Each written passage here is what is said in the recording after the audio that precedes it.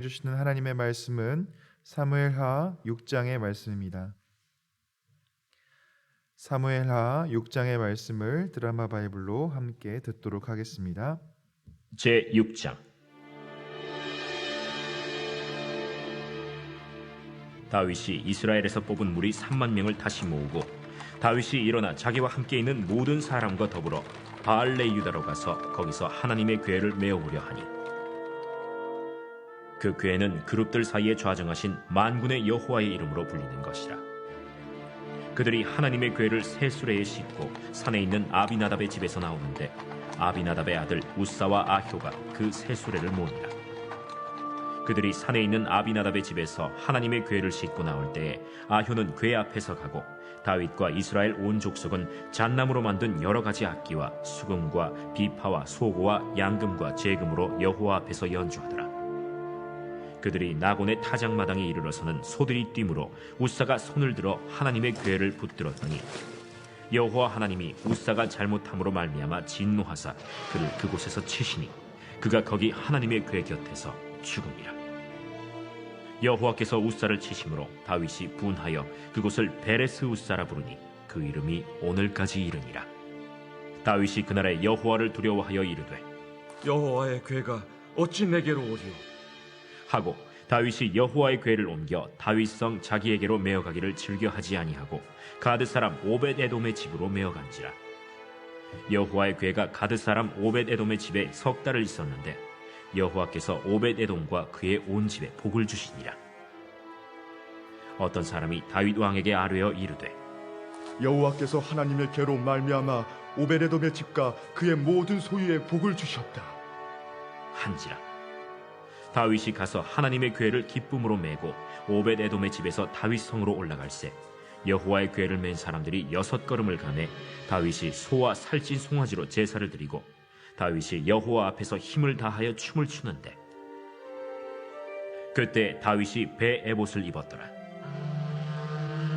다윗과 온 이스라엘 족속이 즐거이 환호하며 나팔을 불고 여호와의 궤를 메어오니라. 여호와의 궤가 다윗 성으로 들어올 때 사울의 딸 미갈이 창으로 내다보다가 다윗 왕이 여호와 앞에서 뛰놀며 춤추는 것을 보고 심중에 그를 업신여기니라.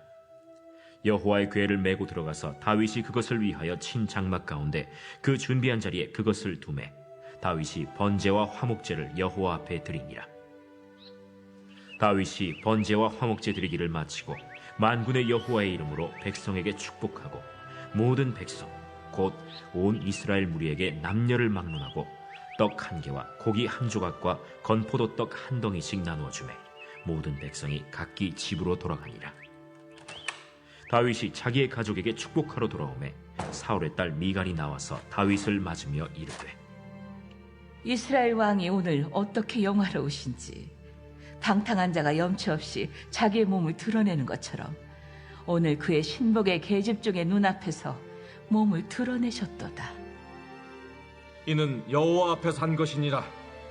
그가 내 아버지와 그의 온 집을 버리시고 나를 택하사 나를 여호와의 백성 이스라엘의 주권자로 삼으셨으니 내가 여호와 앞에서 뛰놀리라.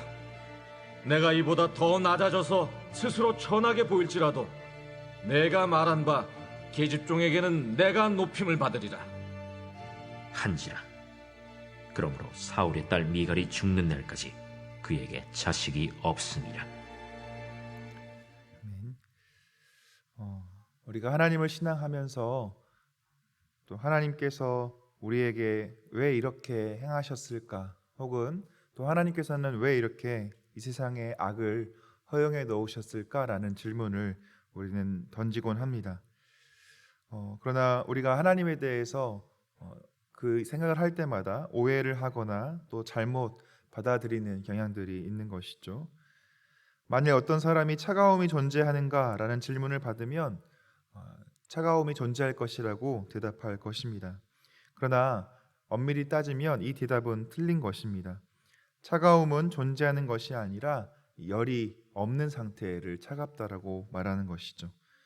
마찬가지로 어둠은 존재하는 것이 아닙니다. 어둠은 빛이 없는, 빛이 부재한 상태인 것이죠. 하나님은 악을 창조하실 필요가 없으셨으며 단지 선한 것의 부재, 선한 것의 없음을 허락하셨을 뿐입니다. 하나님은 악을 창조하시지는 않으셨지만 악을 허락하십니다. 만일 하나님께서 악의 존재가 가능하도록 허락하지 않으셨다면 인간과 천사들은 자발적 선택이 아닌 의무로 하나님을 섬겼을 것입니다. 하나님은 사람들이 로봇처럼 주어진 프로그램에 따라 명령하신 것만 행하기를 원치 않으셨습니다. 그렇기 때문에 하나님은 악의 가능성을 허락하셨던 것이죠. 이에 우리는 진정으로 자유의지를 지닌 상태에서 하나님 섬기기를 원할 것인지 아니면 하나님을 섬기지 않을 것인지를 선택할 수 있게 되었다는 것입니다. 하나님을 알아간다는 것은 하나님의 관점이 무엇인지를 알아가는 것과 같습니다. 우리의 관점에서 하나님을 바라보는 것은 한계가 있기 마련이기 때문입니다. 우리가 가지고 있는 경험이나 생각으로는 하나님께서 하시는 일을 다 이해할 수 없습니다.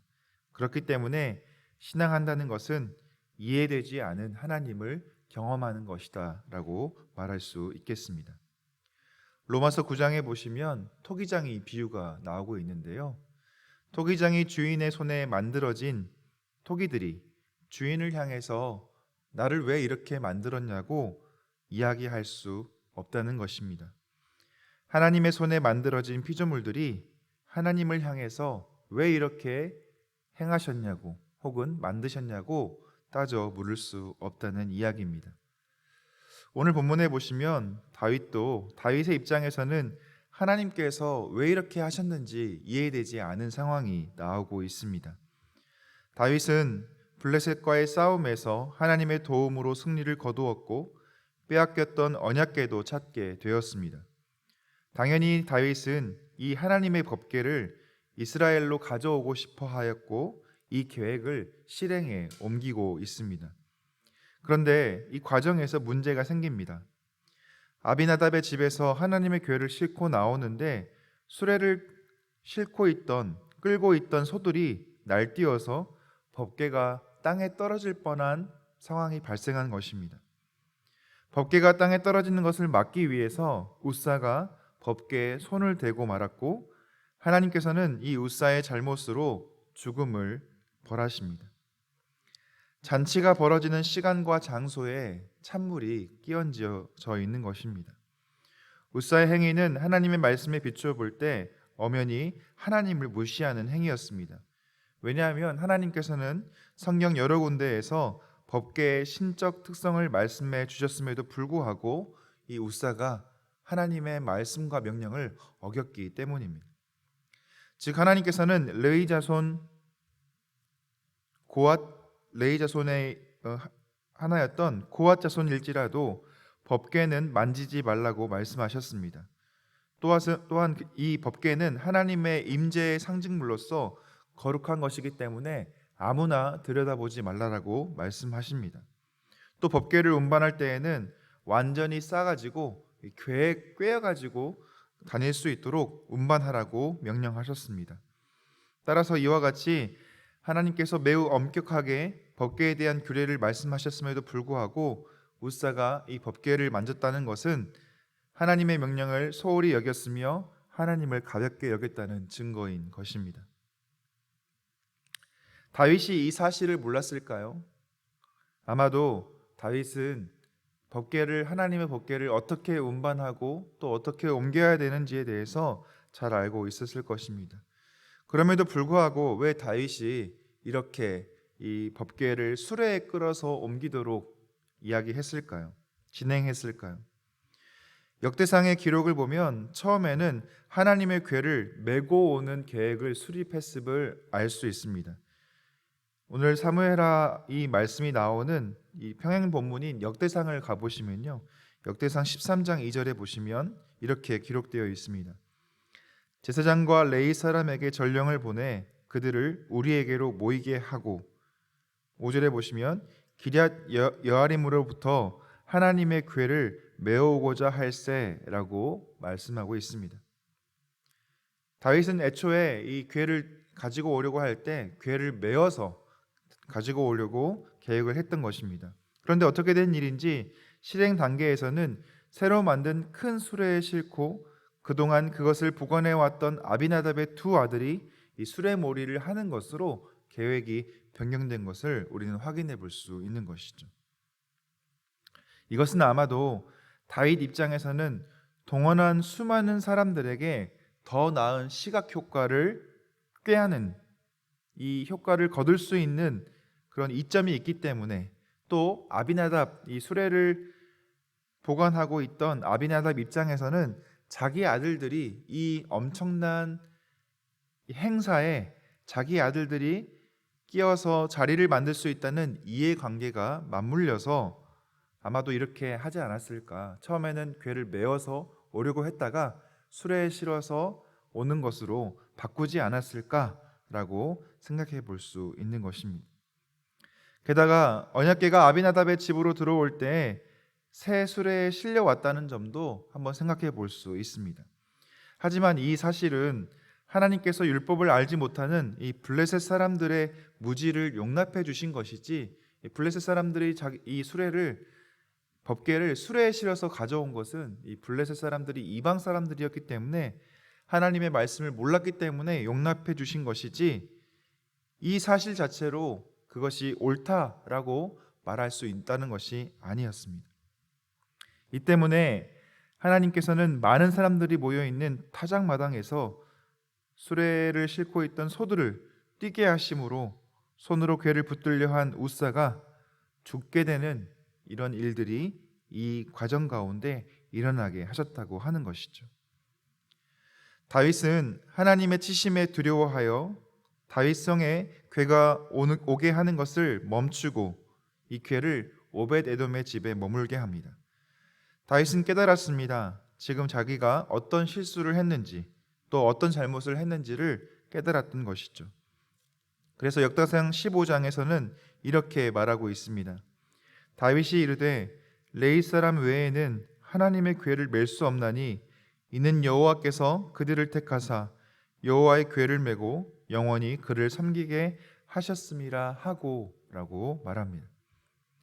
또 전에는 너희가 매지 아니하였으므로 우리 하나님 여호와께서 우리를 찢으셨으니 이는 우리가 규례대로 그에게 구하지 아니하였음이라. 모세가 여호와의 말씀을 따라 명령한 대로 레위 자손이 채에 하나님의 궤를 꿰어 어깨에 매니라 라고 말하고 있습니다. 다윗은 자신의 잘못을 알게 되었고 이제는 그 잘못을 바꾸어서 하나님께서 명령하신 대로 행하는 것을 볼 수 있습니다. 하나님께서는 이제 마음을 바꾸시고 여호와의 궤가 머물고 있는 가드 사람 오벳에돔의 집에 복을 주십니다. 결국 하나님의 마음은 다윗을, 이스라엘을 벌하기 위한 것이 아니라 하나님의 말씀이 무엇인지, 그리고 하나님의 의도가 무엇인지를 깨닫게 하시는 데에 있다는 것을 우리는 알 수 있다는 것입니다. 우리는 하나님을 다 이해할 수 없습니다.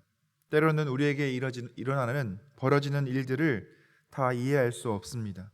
하나님의 생각과 계획을 다 알 수 없습니다. 다만 우리는 하나님께서 하신 말씀을 지키며 하나님을 섬기며 살아야 한다는 사실을 오늘 본문에서는 우리에게 알려주고 있습니다. 이렇게 하나님의 말씀을 지키며 행했을 때 하나님께서는 우리의 삶을 하나님의 손으로 인도하시는 것을 우리는 경험할 수 있게 된다라고 말씀해주고 계십니다. 오늘 말씀을 통해 우리의 삶을 돌아보길 원합니다. 하나님께서는 모든 것의 주인이시며 우리의 인생의 주인이심을 인정하는 것이 우리의 인생에서는 필요합니다.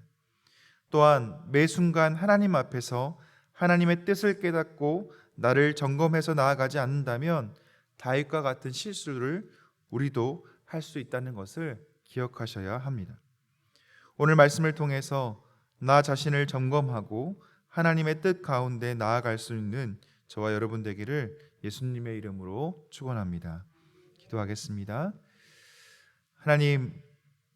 하나님께서 하나님의 백성들이 지켜야 할 규례와 법도를 알려주셨음에도 불구하고 이것을 자신의 편의로, 자신의 생각으로 바꾸어 나아갔을 때 하나님께서 이것을 기뻐하지 않으셨던 것을 우리가 보게 됩니다.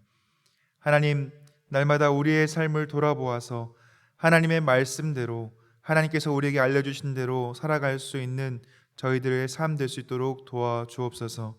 그래서 하나님의 뜻 가운데 나아가는 우리의 걸음 되게 하여 주시고, 또 이 걸음 속에서 우리와 함께 하시는 하나님의 복과 은총을 누리며 살아갈 수 있도록 오늘 하루의 삶을 붙들어 주옵소서. 주님께서 우리와 함께 하실 것을 믿음으로 감사드리오며 예수 그리스도의 이름으로 기도하옵나이다. 아멘.